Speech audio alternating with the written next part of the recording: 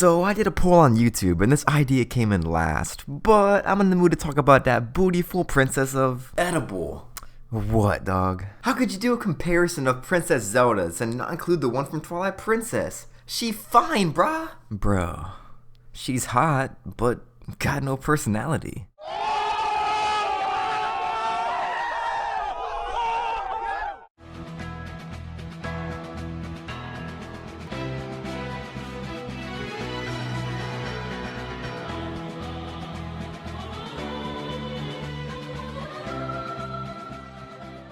What's up, my homies? It's Edible Incredible. Breath of the Wild and Skyward Sword are almost completely opposite. One is centered around its overworld and sense of freedom, while the other is driven by its story and dungeon design. Skyward Sword lays the foundation by taking place at the beginning of it all, timeline-wise, and Breath of the Wild attempts to rebuild this foundation in terms of gameplay and story by falling at the end of the timeline. Because of these drastically different scenarios, the Zelda of these games contrast each other nicely. In this video, I'll be comparing these characters and giving my 2 cents on who is a better Princess Zelda. I'll be weighing these Zeldas based on who has a better relationship with Link, who has a more compelling backstory, who has greater character development, and who inspires the player more.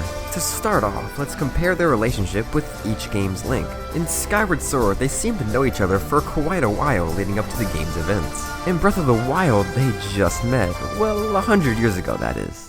At first, their relationship is pretty rocky and somewhat forced, since the King of Hyrule chose Link to accompany his daughter. In Skyward Sword, Zelda wants Link by her side. She roots him on for the wing ceremony just to spend more time with him. They may or may not have romantic feelings for one another, but at the very least, they're childhood best friends. In Breath of the Wild, Zelda even yells at Link. But as they travel together, their relationship evolves. I'd say during this memory, Zelda begins to realize how significant their partnership is. As things progress, she even starts to fall for Link, as revealed by Cass. We'll probably never know if these feelings are mutual though. So for a better relationship with Link, I'd have to give a slight edge to Skyward Sword Zelda. I really like their growth in Breath of the Wild, but their longevity in Skyward Sword is where it's at. Next, let's focus on their backstories. Skyward Sword Zelda is the very first incarnate of the goddess Hylia, who, according to Hyrule Historia, tried to destroy Demise by using the power of the Triforce.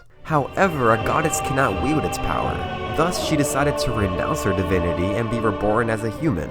After she comes into contact with Impa, she realizes the goddess she's been praying to was herself. She slowly recovers her memories of her past life as a goddess, which is really cool. And funny enough, is quite similar to Link in Breath of the Wild, exploring to uncover their past life. Breath of the Wild Zelda, on the other hand, has much more of a dark childhood.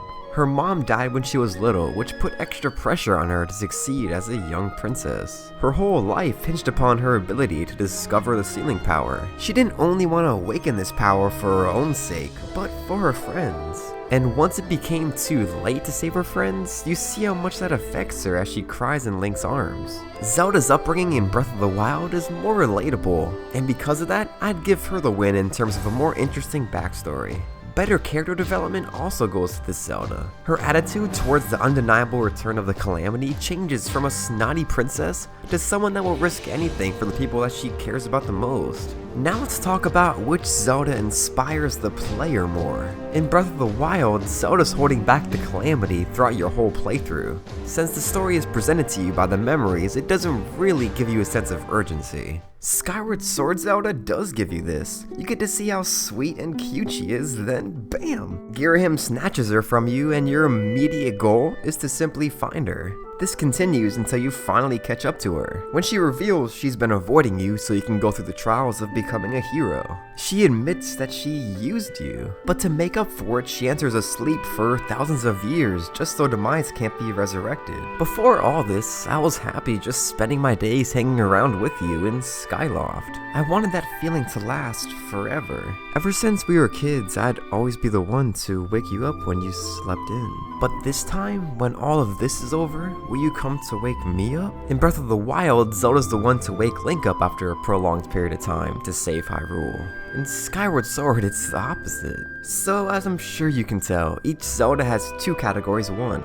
And honestly, I did that on purpose. I love both of these characters so much, and I wanted that to be obvious as I went through this. But it's time to decide. Both sacrificed themselves to defeat adversity by confining their soul for years. Both are flat out adorable. Both aided the hero without him even knowing. I adore Breath of the Wild Zelda's overall growth, compassion for others, and just how badass she is. She friggin' disintegrated the Calamity. But I can't look past Skyward Sword Zelda's charm. She laid the groundwork for each and every Zelda to follow. She is the goddess Hylia. When I think of Princess Zelda, Skyward Sword is one of the first to come to mind, just because of her cheerful personality. And that's why I believe she is the best iteration of the Princess of Destiny.